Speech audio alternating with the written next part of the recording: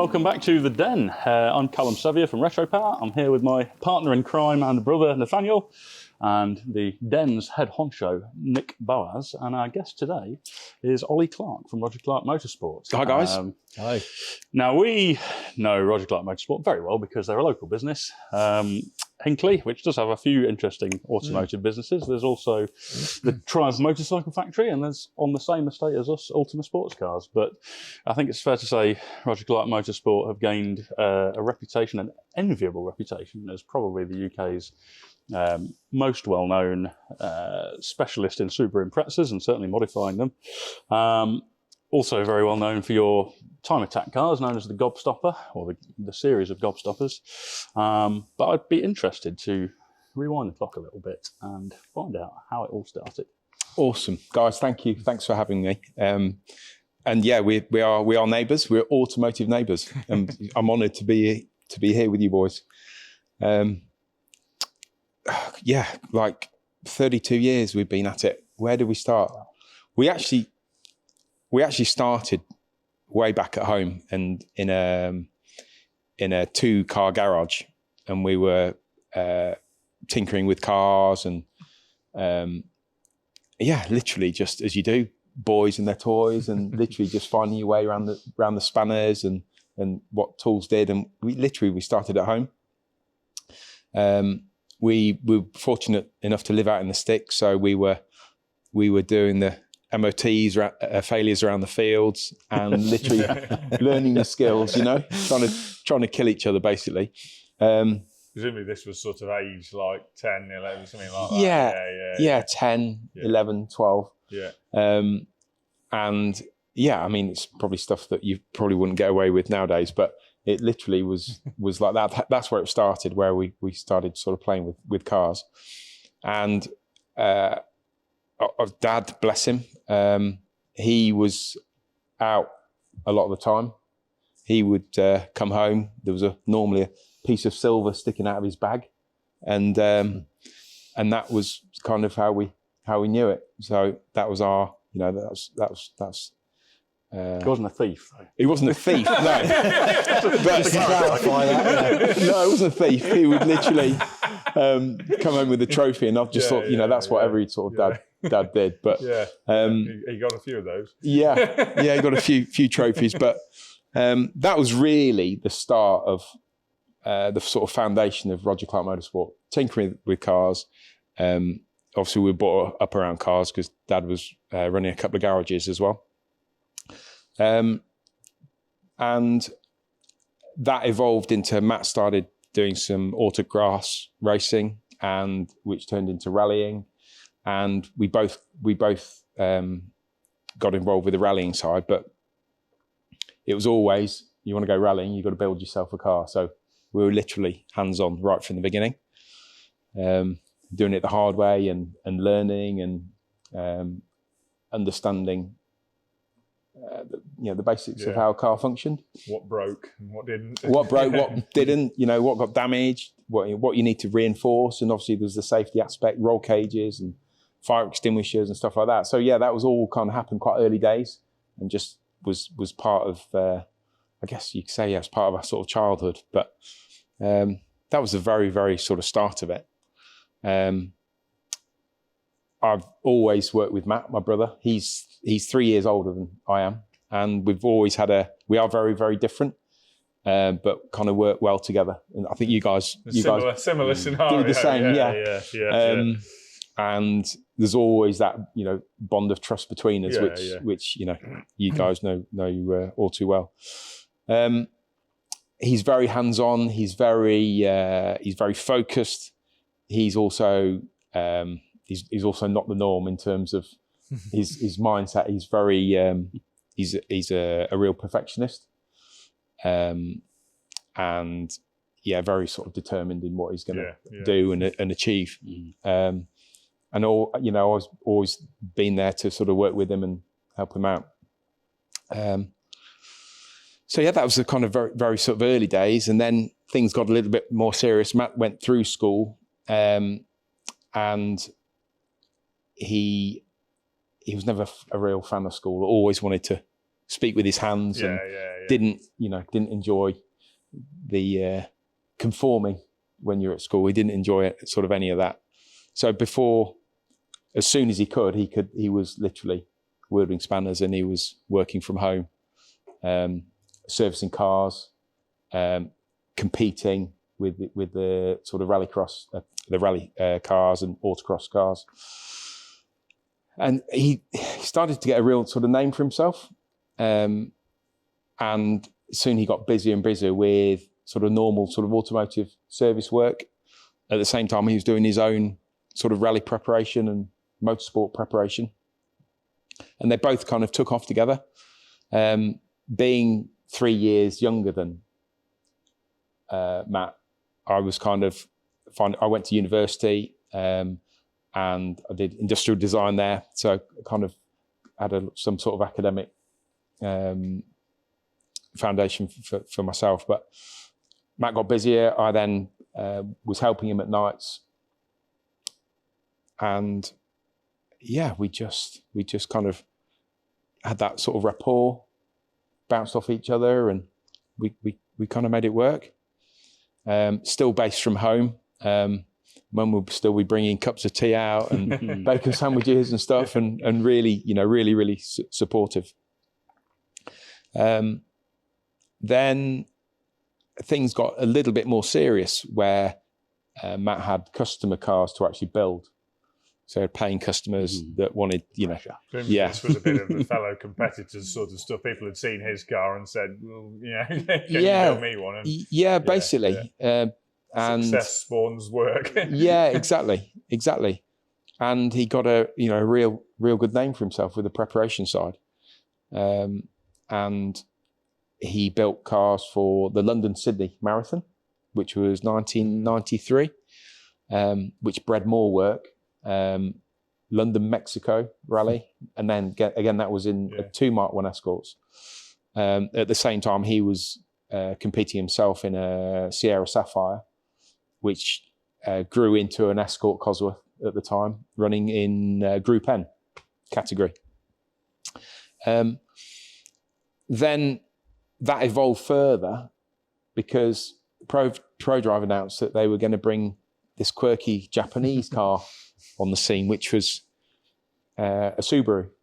Obviously, we all know the Subaru as a farmer's vehicle, as a brat. Yeah. Obviously, sorry, they already had success with the Legacy. Yeah. And then they announced that they were going to get a little bit more serious with the Impreza. Yeah. As we know it. So as you say, up until that point, they were kind of farmers' vehicles. A lot of farmers running around in legacy estates and things. And I can never remember what the 1800, the car. I'm showing my lack of knowledge here, but the Subaru estate that was around at the same time as the Brat, that was the same shape as I can't even think what they're called now. It was just the 1800. Just the 1800. Yeah, I remember they were really popular. There were a few dealerships. I know there's one down Northampton way where there was a tractor dealership that also sold cars, and they sold Subarus in those days, pre-Legacy and Impreza. They sold, and a lot of the farmers in the area had those. I remember had those slab-sided Subaru 1800 estates and things. And until those days, they were just slightly quirky farm vehicles. It was a farmer's secret, wasn't it? Sold through tractor dealerships and things. Yeah, exactly. So they International Motors started bringing in this the Impreza in big numbers, and it became a really popular and well-known vehicle off the back of what ProDrive were doing on the rally scene. So they said, look, we're running a Group N program. We're going to we've got cars available, so they supplied you a kit. So we end up getting sponsorship. Matt was driving one. With his co-driver and dad at the time, with the sponsor, a chap called Max Harvey. It was a 2-car team. Matt ended up doing the preparation work. So the cars were then stripped, roll caged, and that was the Impreza version 1. So 1992, 93, and then they ran them in 94 and 95 once they were built. At the same time, I was actually, I'd been through university and I was working I did my stint at ProDrive, which gave me a really good foundation for working on the Subarus and sort of understanding the product. Was that employed at ProDrive, or was that wasn't part of your university? That was post? Yeah, that was post university, and yeah, that was being employed by them. So I was being employed by them, and I was also doing some driver coaching and rally coaching, basically anything to do with cars, anything that you could get your hands on. So yeah, that then evolved. We had obviously alongside those sort of service customers and sort of normal sort of customers, this we had then started getting inquiries for these Imprezas as a what is it, and can I have one? And that kind of spawned the idea of bringing cars in from Japan as a grey import, which we did. We started bringing them in and selling them as brand new cars, putting them through the SVA tests. And then things, as they do, they tend to creep a little bit. So those customers wanted them servicing, and then they wanted them to be a little bit faster. And the slippery slope. They want bigger brakes, or want bigger wings, they want bigger wheels. They want to sort of personalise them. And we just slight aside, that would have been right at the beginning of SVA existing. That was right at the very. That was 96. Yeah, I think right as SVA started. Yeah, because prior to that, it was just MOT and off you go. It was a free for all. But also as the numbers started coming in, the government were like, "Oh, what's going on? What's some new legislation here quick?" We're missing a trick. So we had the competition side, we had the sort of normal sort of routine sort of maintenance side, and then we had the grey import side where we were bringing in the Subarus, which led to the kind of modification and of these cars. Things sort of took off quite quickly. We had a crazy chap from Iceland called Haldor Johnson, and he literally bought a brand new Subaru from his main dealer, drove it onto the ferry, got off at Immingham, drove it down to Leicester, and rocked up. He said, introduced himself. He said, "I want to go 9 seconds on the quarter mile." Literally, that is how it started. He didn't tell us he was coming or anything. He just rocked up. Lovely guy, incredible family, and we end up real friends. As you guys know, as you're very much sort of steered and guided by what your customers want. So we had this Subaru of his, left-hand drive, and we got on it. We started developing basic packages to. Quite a lot of things. Quite a things. Yeah, literally a lot of things. 9 seconds is no mean feat to those. I think some people out there running road cars that are maybe doing like, to be fair, a standard Impreza STI will probably do maybe 13, something like that. Maybe a bit slower than that. And it seems like not a great change to 9 seconds. And for those who do drag racing will know how big a challenge that is, because going even from 12 seconds to 10 is like massive. Yeah. And then going from 10 to 9 is like 5 times that again. It's exponential, isn't it? Yeah, you will break nearly every component in your transmission. So it was a real change direction of change for the company as we started to get behind Haldor and try and give him his dream, which we did. And what a journey. Were there many bits available off the shelf at that time? Because obviously Impreza was still quite a new thing. I mean, now you can go on the internet and buy pretty much everything. Was there much around to buy and bolt on or not? Yeah, I mean, at the time, no. At the time, you've got to remember that 400 horsepower in a Subaru was unheard of, absolutely unheard of. And if you started talking about those sort of numbers, everyone thought you'd been on the sauce. It just didn't happen. So there was nothing really available. Also, again, in perspective, your sort of turbocharged reference point in the UK at that point would have been Cosworth YB. And Cosworth YB's, 400 horsepower ones of those, you'd usually been on the source if you're going with that number. And most of the ones that were 400 horsepower that weren't extremely serious were usually in pieces. Yeah. Or a hedge. Yeah. 350 horsepower on the rollers magically turned to 450 at the pub. Yeah, exactly. Yeah. A couple of Stellas and you're away. But yeah, there was nothing really available, but that led to the development of twin plate clutches and uprated gear sets, and obviously the Imprezza's, the intercooler is sat on the top, obviously the worst possible place. So that led to front-mounted intercooler development, and obviously turbos and bigger injectors, and literally just dealing with whatever was the weakest link. So yeah, that was sort of very early days, and like I said, sort of guided by sort of Haldor's quest for his 9-second quarter. Which did he do his 9-second quarter? Yeah. I was going to say that's a question. We certainly did. It was a real journey. We entered an event called 10 of the Best, which was up in Elvington, up in Yorkshire, and they got 3 disciplines, which was a handling course,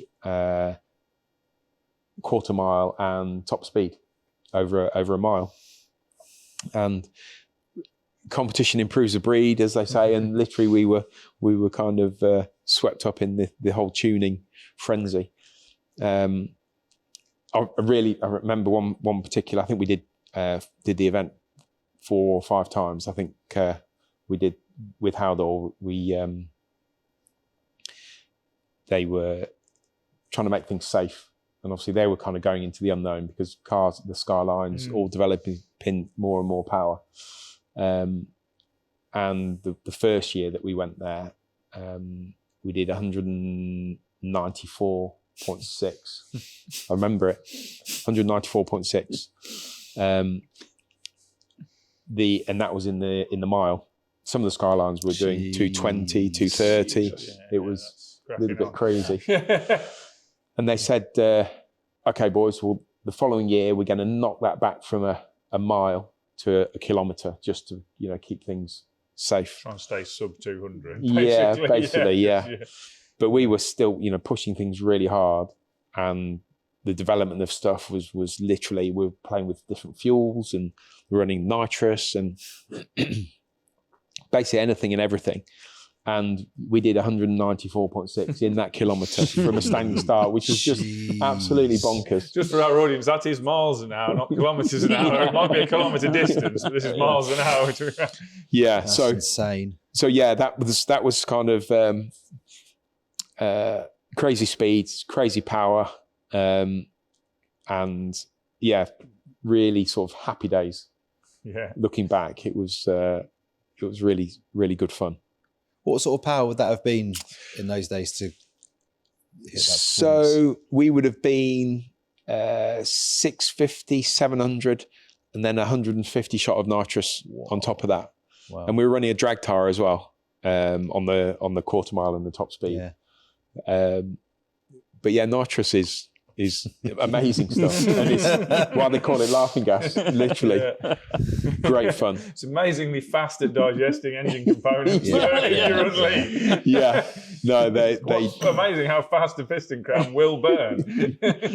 Harnessed and using strong components. Yeah. It's incredible stuff. Yeah. And that, on that subject, I think we're really lucky where we're situated here in the Midlands. As you guys know, we've got that wealth of Formula One technology and experience and expertise to make use of. Yeah, it's remarkable, really. I mean, we've talked about it in the past, but we've got Arrow Precision, literally literally almost a stone's throw over my right shoulder here. Yeah, and previous to that, before there was a sort of, I don't know if it's a takeover or merger, but Doug Kiddie Engineering at Sapgate, also doing much the same as Arrow prior to that. And then, Omega not far down the road. Acrolite Net, Omega Acrolite Net. And you've got Alcon Brakes, who are over in Tamworth, AP Racing, Coventry. And then there's all the composites and all the electronic side of things, which, you know, they all feed the Formula One team. So there's some incredible technology out there, and which we all sort of benefit from.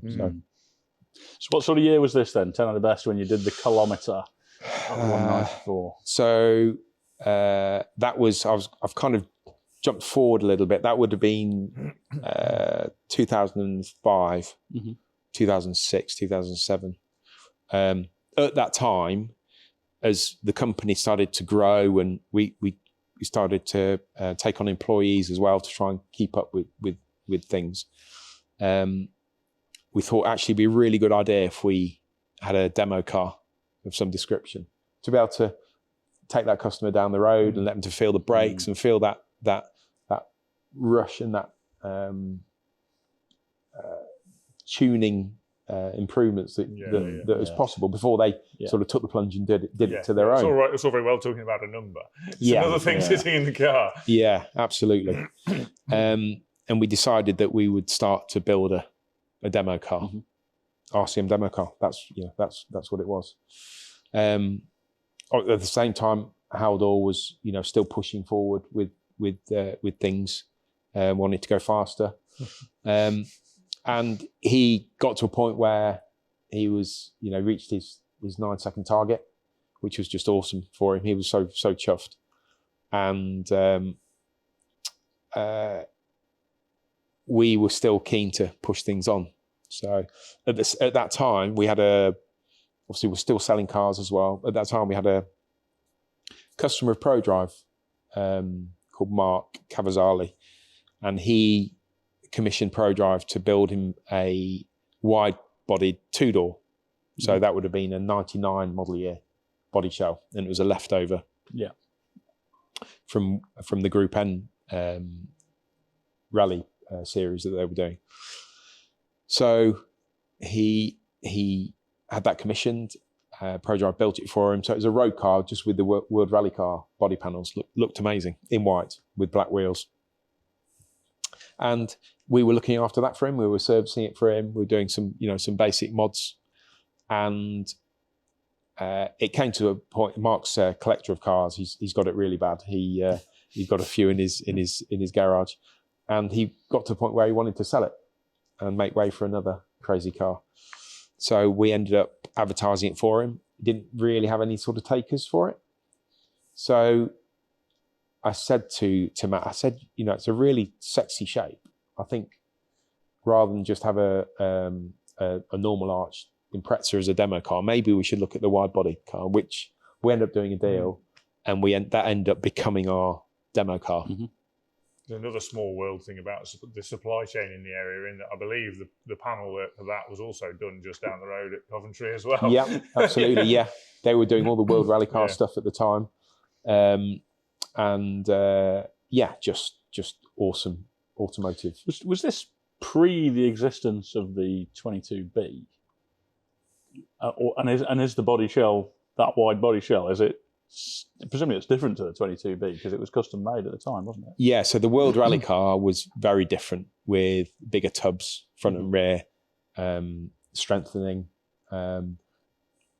We were about the same sort of era. So the 22B had kind of been produced. That was 98. Yeah. And that was just another model in their lineup, and it was never, certainly didn't have the halo that it does nowadays. No. And the value as well. It's absolutely insane, isn't it? And the 22B arches are different, very different to a World Rally Car. But they look very, very similar. I've distracted you. I've steered you off your. No, that's all right. That's okay. The shell. So there were kind of word got out that we were building a demo car, and as with any industry, I'm sure you get all the supporters and the enthusiasts, but you also get those that trying to. Plenty of that. Oh, we would never get the naysayers. There's a few haters just out there. Don't look at your social media comments. And we we started to build the car and put it together, and we ended up, once we built it, we decided, okay, well, what are we gonna do? And there was a series called Time Attack, and that was fairly new, and that's really where we kind of thought, right, okay, well, let's get it out there and see, let's quantify what we've been doing and tuning, and let's see how quick it'll go around the track. We'd both done rallying, so had no or zero sort of track knowledge. You're not meant to put them sideways around the track. You know, it's all got to be neat and tidy. So we kind of got into that. I remember actually the first Time Attack we did event was at Donington, and I called in a favour from Matt Neal, who's British touring car champion at the time, and I thought, oh my God, what the perfect instructor. And he, bless him, he rang me back. He said, yeah, come up at lunchtime. So I shot off, had a driving lesson with him, and he showed me the ropes. And in fact, that was a Tuesday, and we were competing that weekend. So plenty of time. Plenty of time to absorb it all, yeah. And I think we ended up second in the event. So yeah, no, bless. Cheers, not Matt. a bad start. Cheers, Matt. Yeah, no, he really looked after us. So yeah, it's pretty invaluable that sort of tutoring is. He was an incredible driver. Well, probably, he wasn't. He was doing amazingly in BTCC, British Touring Car at the time, and didn't he like? He was a privateer for a long while. A privateer, Was he? I presume this is my lack of knowledge of BTCC, but presumably he was eventually driving for a factory team. But I remember when he was a privateer, and he was like absolutely front running amongst the factory teams, if I remember right. He won a race outright. What was he driving at the time? Was it Primera? It was Primera. It's Primera, and he won a race outright. And is it Alan Gow? That's right. Put up a prize of, was it like £250,000? It was in the 90s. Yeah. If a privateer won a race, and he won it. He did. And there's quite a famous photo with it, with the oversized check on the. Yeah. Wow. Alan Gow was there. Like, But Matt had the biggest grin. But that's absolutely. That's amazing. It was the first time it was done, which was awesome. Yeah, I thought I used to follow it in like 93, 94, 95. I followed the seasons really closely. I'd have been 10, 11, 12 and 13 those 3 years.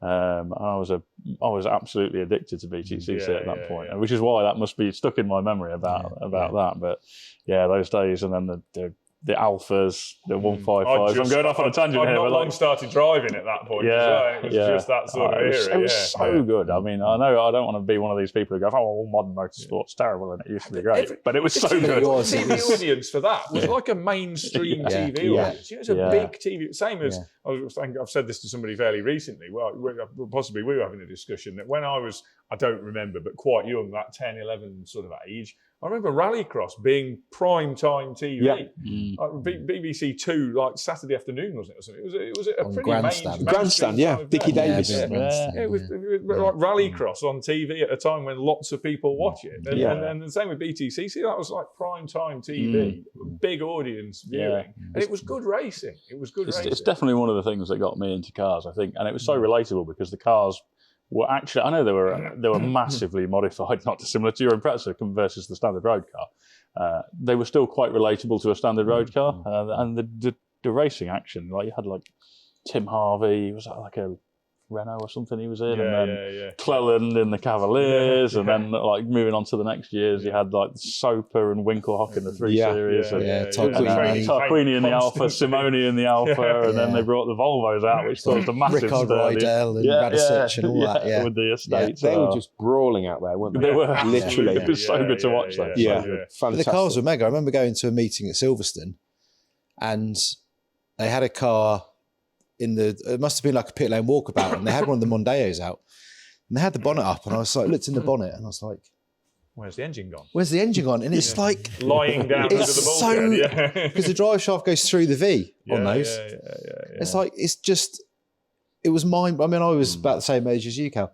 It's just mind blowing. You just think, oh my, this is like this stuff is like... We need to do a whole BTCC we should podcast do, yeah. I remember looking at the talking about Matt Neal. I remember looking at the Primera engines, and they were they? I can't remember. Was it International Engines or something that did the? I can't remember who did the engines for those.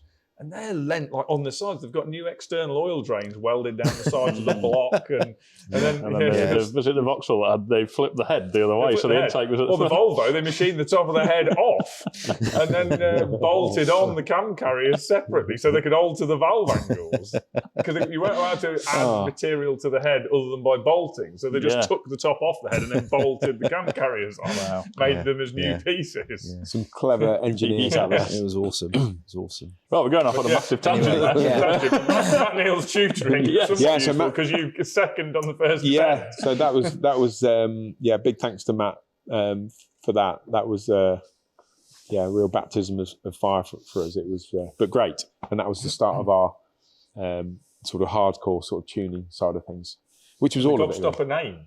Where did that come from? Good question. So the Gobstopper, there's two versions. One is when you see it out on track or you see it go, you're pretty gobsmacked when you see it. It is fast. That's the kind of generally what we say. The reality is that those out there that were sticking the knife in and saying, "Oh, you're never going to win time attack, or you're never going to do anything with the car. It'll be a door stopper or whatever." And it was generally came from north of the border in Scotland.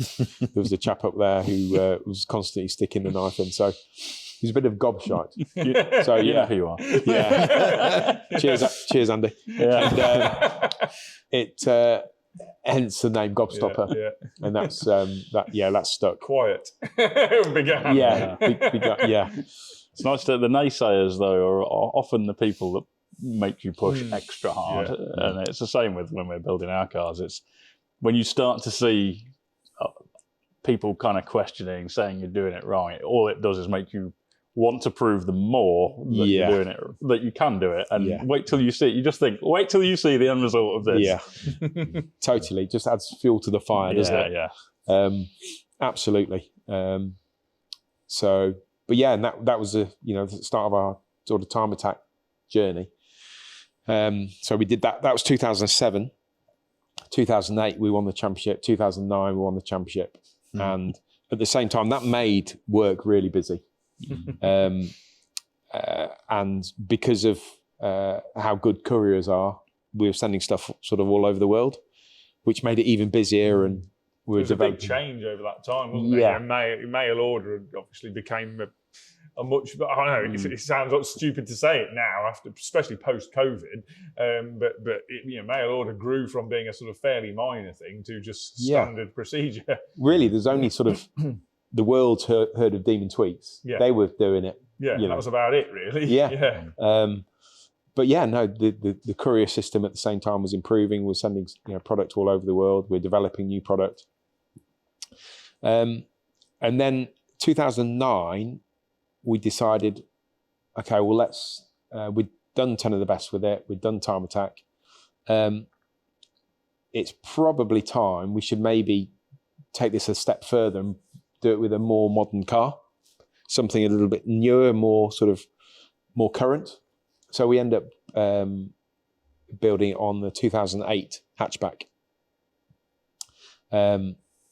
which we struggled a little bit with the name. What should we call it? It just ended up being Gobstopper 2, because Gobstopper was so well received by the kind of whole sort of tuning and Subaru community that it was never going to be anything else but Gobstopper. So yeah, development started on that car and with a more of an emphasis on the aero side of things. World Time Attack was gaining momentum at the time as well. And you could see the cars were not only producing decent power, but the aero packages were growing and getting bigger, and wings started appearing. So yeah, Gobstopper 2 followed suit. And again, still things were happening. We end up 2014, we did Time Attack again, which the car won the series in its first year. Wow. And Matt had really got the bit between his teeth. We were both very, very driven, very determined to make it work. And the following year, 2015, we got invited to go to Goodwood. Time Attack was new to the MSA, the Blue Book, and I think Goodwood were keen to have new types of vehicles going up the hill. So yeah, we got the letter from Lord March. I thought the Queen honestly had written to us. Literally came in like a manuscript. And it was a letter from Lord March. Different discipline, because Time Attack is a rolling lap, like F1 qualifying. You're given your 15 minutes to go and put your quickest lap in, whereas the hill climb was a standing start. So, which we'd done some at 10 of the best, but not really sort of a sprint as such. Yeah, the car a hill climb a bit since then as well. So you've got a bit more. Yeah, but that was really exciting times. And I said to Matt, look, I think the most important thing is going to be the start. Get a decent start, and that's going to, carry on all the way up to the top of the hill.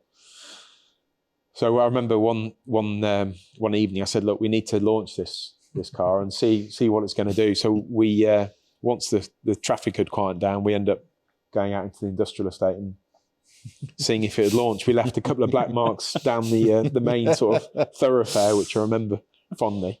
And I said to Matt, this is going to work. It'll be fine. I went down. I did some runs up and down on my mountain bike, just make sure I knew where all the bales were. And yeah, the kind of rest is history, really. Thinking, this looks really narrow. This looks really narrow. Oh God, this looks super narrow. We went there with an open mind, and it was literally no expectation, different discipline. Obviously, world stage, because it's such an incredible event. And yeah, we came away winning it. Did you have any idea? I suppose not, but did you have any idea that you had a chance of being fastest up the hill? No, absolutely no. Had no preconceived ideas of what was going to happen. Quite a lot at stake, really, in that position as well. For the first time there, in front of all that audience, when you're marketing a lot of Subaru parts, and with the best will in the world, a lot of transmission components are pretty close to the ragged edge of reliability at that sort of standing start, and you're about to do that in front of that many people. You wouldn't want to just spin straight into the bales like, Lotus. It's quite a good test. It's tantamount to putting your hand on your heart of the products you're selling if you go and do that. It was. There's potential for major embarrassment. And I guess with any sort of large motorsport, that's always the risk event that you go to. It doesn't always go to plan. But it was like a magical weekend. It was the perfect weekend. So when you got invited then, because a lot of cars will just do demo runs and they're not timed. So when you get invited, is there an option for you to say, yes, we want to be timed, or no, we'll do demos, or how does that work? Yeah, I think they generally decide whether you're going to be a demo or whether you're going to be timed runs for the shootout. And obviously it's there in their interest to put some sort of different cars in there. And Goodwood really do mix it up. You've got a real mixed bag that goes up the hill from all the different disciplines, whether it's, circuit racing or hill climbs or rally or Dakar or, everything and anything goes up the hill. But no sort of preconceived ideas of how it was going to go. I think what's absolutely astonishing to me is the time, and then comparing it to things more recently, because I think was it 44.6 the time, if I remember rightly, and if you compare that to let's go for the last 2 years, 2023 really brought it home to me, and I remember watching and then looking back at what your time was, and I think the fastest car up the hill was a McLaren, some sort of Halo McLaren supercar, and it was I think just under a second quicker, and I was thinking, this is like premium manufacturer's Halo supercar, and you guys are two brothers building a Subaru Impreza in a shed in Hinckley. I don't know. Basically, all these companies are just guys building cars in sheds. But it's absolutely insane. And then Ford took that super van. And sort of best part of 10 years yes, later as well. Yeah. So this was 2014 the first time, wasn't it? 2015. 2015. And then the other thing is, you went back the next year and did it again. We did. We went and did it again. We actually were slower the second year because it rained, but it was a real shame because Matt had got the bit between his teeth again, and there was another 150 horsepower gone into the engine. So it was wild. Not quite as quick because of the weather, but yeah, again we managed to repeat it again. So, but they didn't invite us back after that. We didn't go back. So I was just looking up some times. What was your time you did? Sorry, 44. I think it was 44.6. 44.6, yeah. 44.6. So for context, Sebastian Loeb in 2014 in that T16 Pikes Peak car was also 44.6. Yeah. Anthony Reid in a Williams F1 car, 44.59. That's a good comparison. And then there you are as well. So, yes. yeah. So I think, like we were saying about the power and stuff, the numbers are good, but to put it into context of comparable cars, I mean, it is astonishing, really. It is. It is astonishing. It was a real sort of eye-opener for us because it kind of quantified what we've been doing and actually what it meant. So at this point, you've got the sequel car, Gobstopper 2. It's won British Time Attack in its first season and then done 2 consecutive years as fastest car up the hill at Goodwood. Obviously, you're just going to leave it at that, hang up your hat and just focus on selling some parts. You're not going to do that again, surely. Yeah, no, looking back, I don't know what we were thinking, but we decided that this is great fun. I think we should go again. So we ended up this drug. Yeah, it was a drug. We ended up, going back to the drawing board, deciding on where the improvements were, and we ended up making something. So Gobstopper 1 is 1150 kilos. Gobstopper 2 is 1180 because of the flat floor and the wings and stuff. And then we decided Gobstopper 3 was definitely viable, and there's some good times to be gained by reducing the weight, increasing the aero, and ramping up the power a little bit more. So the latest engine is doing just under 1,000 brake, 980 horsepower, and there's obviously technologies that has come a long way in terms of traction control and the amount of data that you can get from these cars now. So yeah, Gobstopper 3 is something pretty special. Now this one's based on, so the first two are obviously Imprezas. I know the cars well. I've been down to the workshop and looked droolingly over them all. And I know Gobstopper 1, it's fair to say it's quite obviously a modified Impreza. Gobstopper 2, still a modified Impreza, but of composite. Extremely modified, a lot of composite panels, a lot of parts that are different. Gobstopper 3, which I think I'm right in saying is a Subaru BRZ. Yeah. Kind of, except, I mean, how many parts of it are actually Subaru BRZ parts?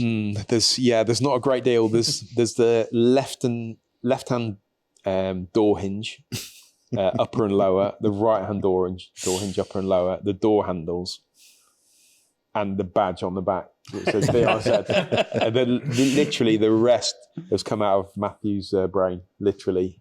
There's not a lot of Subaru. All of the structures basically tube, frame, or composite. Yeah. So we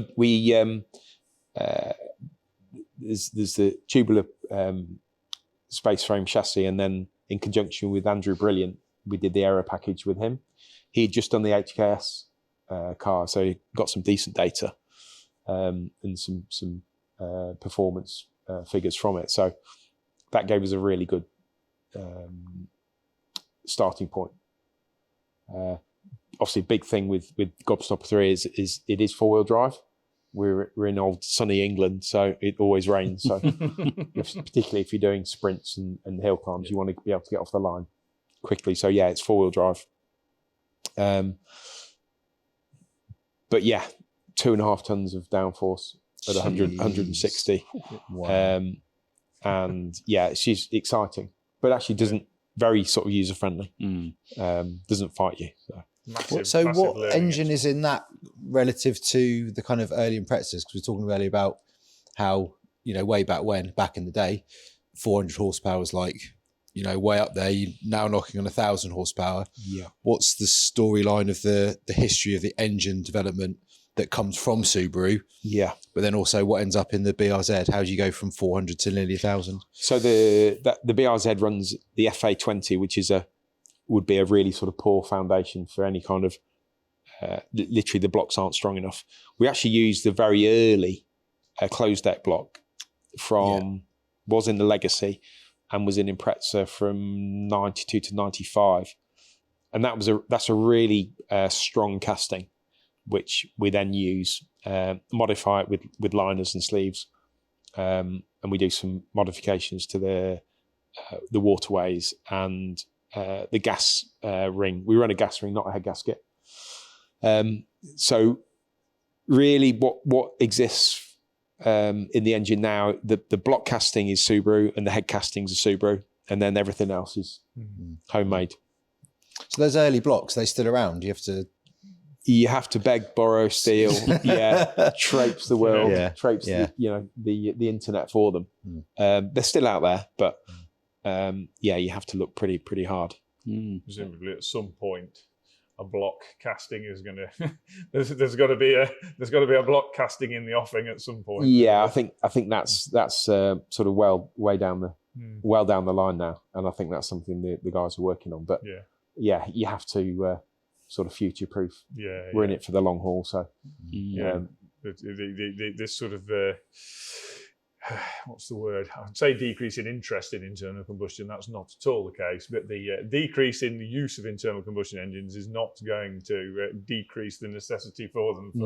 For us, I feel it's going to increase the requirement for them in the aftermarket and specialist market.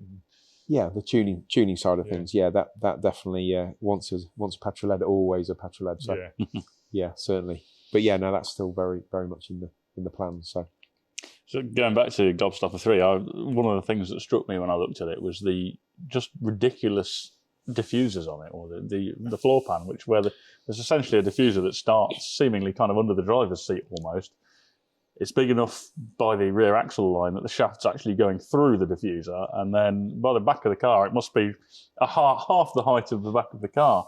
I mean, the amount of carbon fibre work that's gone into that. Where? I mean, you obviously, as you say, you were talking to the guy at HKS, but I can't even begin to imagine how you start planning the whole layout of that car, the carbon work, the chassis, how it all goes together. Was it all designed on CAD? Yeah, so the majority of it was on CAD. You have to obviously apply it to the real world, so you've got to try and get it into the trailer. If it's too wide or it's too low, you're just not going to be able to load it. So it was really a case of making the aero package fit the chassis, and we run a third damper that takes care of the aero. So it's quite a clever bit of suspension work that goes on. And trying to package it, and obviously I've got to try and get in it as well. So some clever stuff. But yeah, most of it was done through CAD. Yeah, okay. There's a lot. Is that in-house stuff, or has some of that been farmed out, or is that? Yeah, it's a mixed bag of everyone's brainstorming, and a lot of it in-house. A lot of it's all in Matt's head. Yeah. And yeah, it's a big team effort. But yeah, and we've had a really really strong 2024 with the car, winning the Time Attack Championship last year. So yeah, that was a really good debut for it. Was that also was that your first time out, first season with it? Yeah, it's the first full season with it. This is quite a good track record. It's pretty good. So first car, it was your second season that you won the Time Attacks. Second car, first season. Third car, first season. Yeah, that's absolutely probably worth pointing out to audience that if you've not seen Gobstopper 3 on a video, it's worth seeking a video out and then working out that it isn't in fast forward. Yeah. Because it looks like it is, but it isn't. I mean, you've been setting basically lap circuit records in time attack every outing, or? Yeah, it's done. I think it's done 5 or 6 lap records this year. Every time the car's gone out, it's got its results. When I think it was a few months ago now, but you did Brands and set the lap record there in time attack, and I actually, out of curiosity, looked at what the overall lap record is there, and it's very, very close to being the overall for a closed wheel car. It's not quite there, I don't think, but it's ridiculously close. Yeah. I can't remember what it might have been, like a DTM car or something that was maybe like a hair quicker. But actually, if you look at the lap times, because they run the old, what do they call the old historic not historic F1, but the F1s where they're like 80s, 90s. The Boss series. It was called Euro Boss. Boss. It still is. I don't know what it is now. But... Those cars, there's a lot of those cars that are lapping slower. It's absolutely, it's absolutely mind blowing. Yeah, I think it was a DTM car. I think we're a couple of tenths away. Yeah. Oh, you've studied this as well. It's in the site. Yeah. So I mean, we're still pushing things, but again, also just to give the perspective on that, is you say, oh yeah, there's this DTM car is going fast. You have to also put in perspective the money that manufacturers put into DTM cars. Mind you, I bet you've put a few quid in, but you can't say because the wife will be watching. A season's effort, a car for a season in DT, the development budget spent by, let's say, Opel or Mercedes back in the day would probably have been the entirety of the income of Roger Clark Motorsport since its inception. No, I mean, we have spent plenty of money on developing 1, 2, and 3, but it's kind of what we do, and it sort of fuels and feeds product development, and also, it's a great shop window for us. Yeah, absolutely. Got a lot to thank Gobstopper 1 for, really. It kind of put us on the map, and even now, when customers walk into the workshop, they go straight to Gobstopper 1 that's there. Their sort of favourite shape, and that's in a lot of people's eyes. When you say high performance Subaru, they think of the 2-door. It looks like an old Subaru. So there must be an element when you're developing parts for the Gobstopper cars. There must be an element of thinking, right, we need this. We're going to develop this new part, this new system or assembly or whatever. Of thinking, okay, well, doing it for this car as a one-off is one thing, but then we need to think about doing batches for the future, so that we can actually sell them at a sensible price point.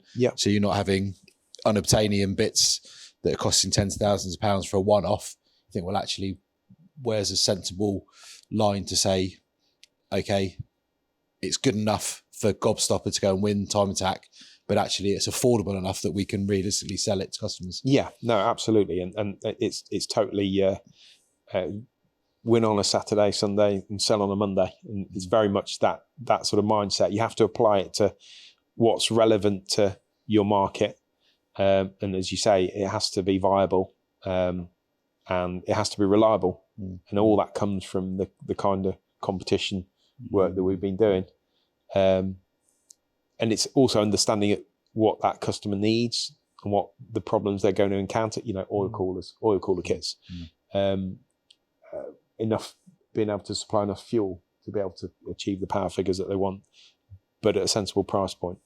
All that's a lot of detail work. I remember Matt showing me many years ago. This was now, but I remember Matt showing me in your engine room, and this will be a bit vague because I didn't completely understand it, I have to say. But showing me some revisions he was doing to the timing belt drive, the timing belt arrangement, and the tensioners and idlers.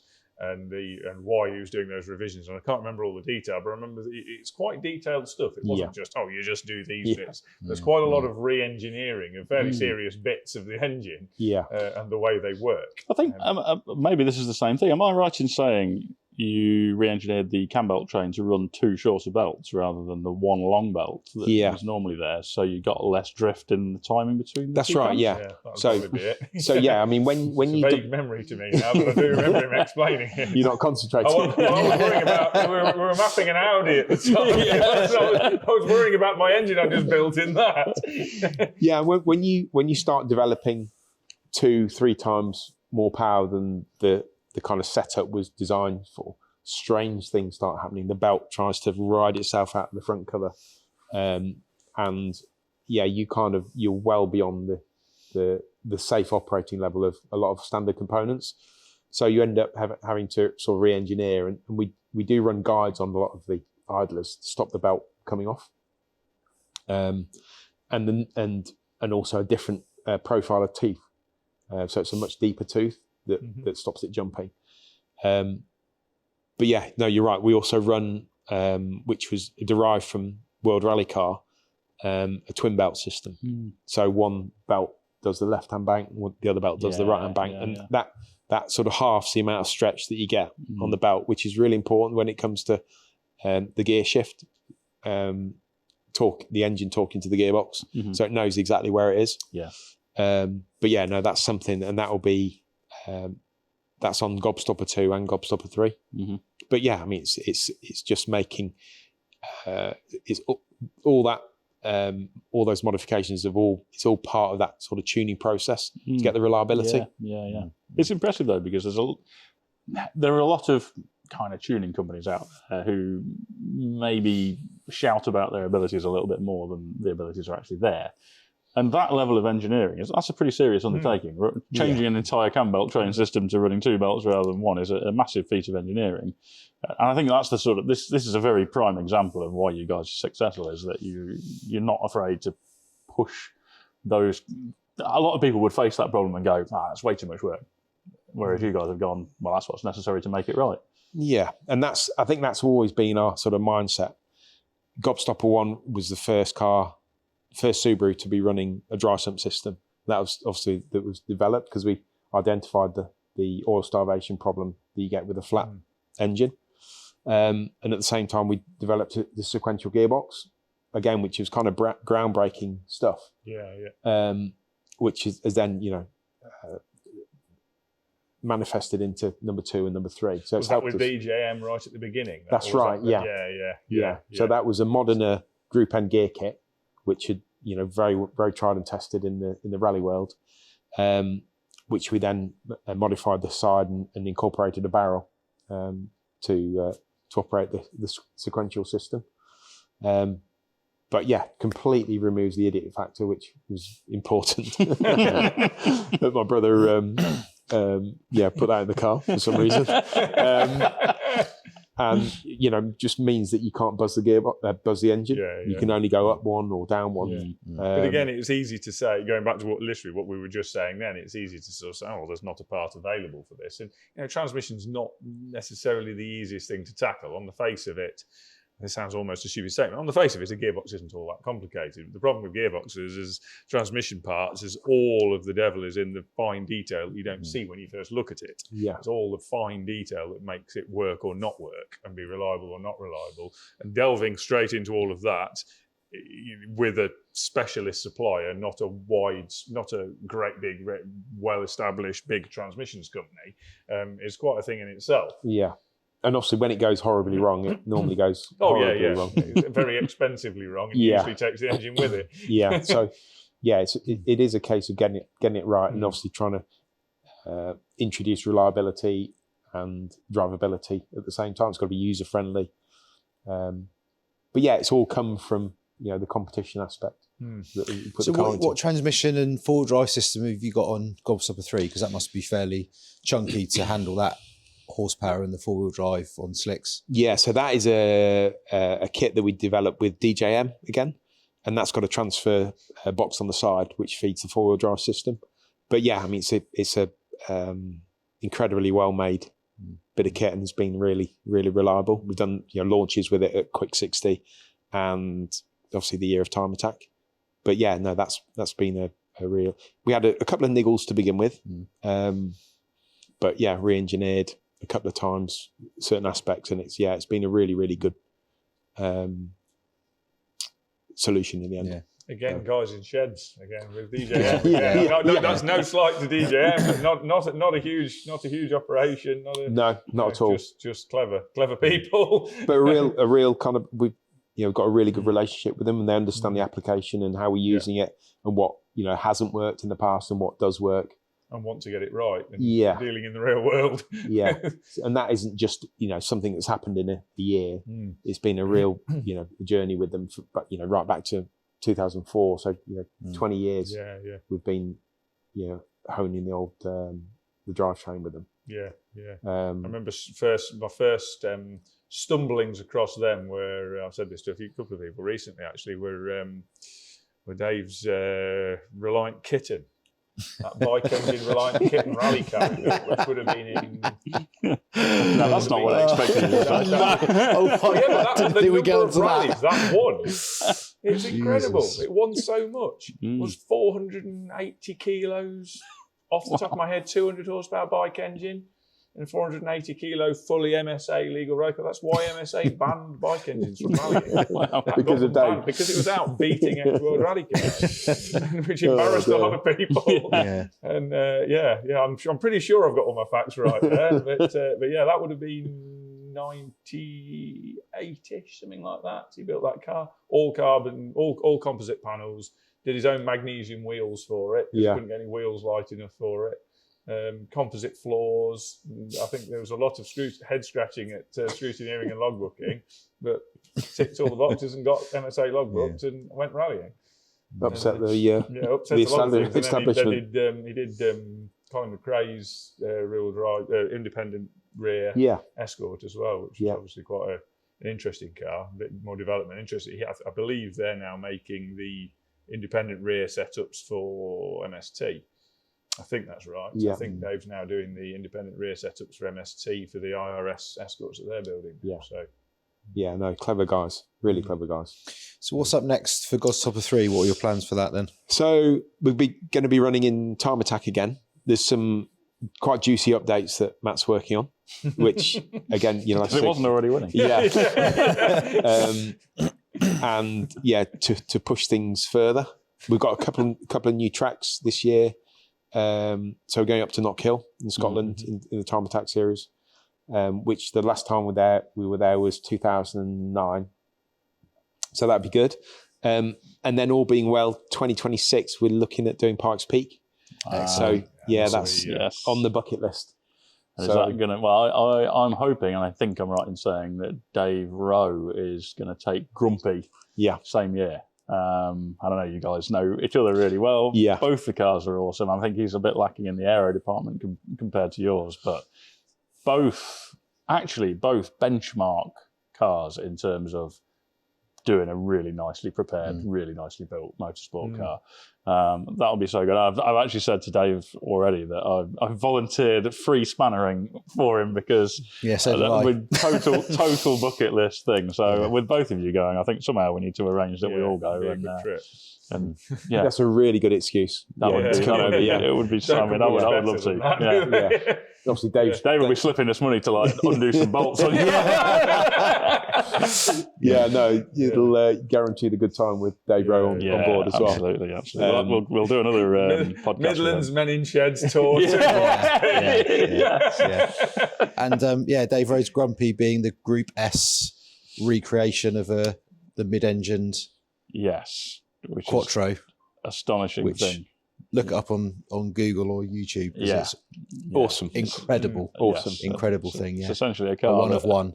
Was built essentially to compete for Audi, but without, I believe this is the story, without Audi HQ's blessing. And then when they realised it was kind of suggesting that the front engine layout might not be the optimum layout, which it isn't. but I think they realised that might be putting their road car sales slightly questionable and ordered it to be destroyed. So Dave Rowe's recreation of that car. I think we'll have to have Dave on for a future episode of this and talk to him about it. He's a great laugh. Definitely need Dave on the show. Yeah, definitely. So Pikes Peak, I suppose that's the the pinnacle thing going forward, and God knows where you'll go after that. Because looking at your past, you would have thought you would have just stopped when it came to Gobstopper 2. So another time attack around Pikes Peak. I mean, is there anything possibly you could go after? I'm sure there's World Time Attack. You know, that maybe we'll look at doing that as well. I've got my eldest son Archer. He's cutting his teeth as well. So yeah, he's got his own sort of race program that he's working on. So yeah, no, it doesn't stop. Yeah, panicking, Dad. Oh my God, realizing how it felt when you were doing that. Yeah. No, in fact, I remember at the time, early days when I was honing my skills. It was a Mark 1 Escort that was going to be turned into a rally car, and I was really chuffed because I managed the slide around the garden and past the kitchen window. Mum was like panicking. I remember I went out, did a few laps, and came in, had a bite to eat. It rained. I went out, did a couple more laps and wiped out Mum's greenhouse, literally disintegrated. Came back round and had slippy round there. Mum. Yeah, had the greenhouse on the top of the roof of this Escort, and she was not happy. Tomatoes, roof, glass, everything. Yeah, no, it was chaos. But yeah, no, she I don't think she's ever forgiven me for that, to be honest. But crazy stuff you do. Awesome. Best way to learn. Yeah. Perhaps without the greenhouse. Yeah. No, it's some good memories. But so Roger Clark, obviously your dad, and I guess Roger Clark Motorsport is the way that you and your brother are continuing his legacy. And I think covering the achievements we've just mentioned, I think you've done a pretty bloody good job of that. So yeah, I look forward to seeing what the future holds and going to Pikes Peak with you in 2026. Yeah, no, thank you. That's exciting times. And yeah, there'll be lots more Gobstopper things happening. Awesome. And it's kind of created its own brand really within the Subaru scene. In fact, one of the things that in fact I brought one with me actually. Corgi recognised what the car's done, and I bought one of the they actually created a Gobstopper Corgi toy, which amazing. They made I know, despite all the achievements that you've done, that's the biggest. It's just awesome. Yeah. So yeah, that's a little. It's a mantelpiece, pride of place. Yeah, that's it. Yeah.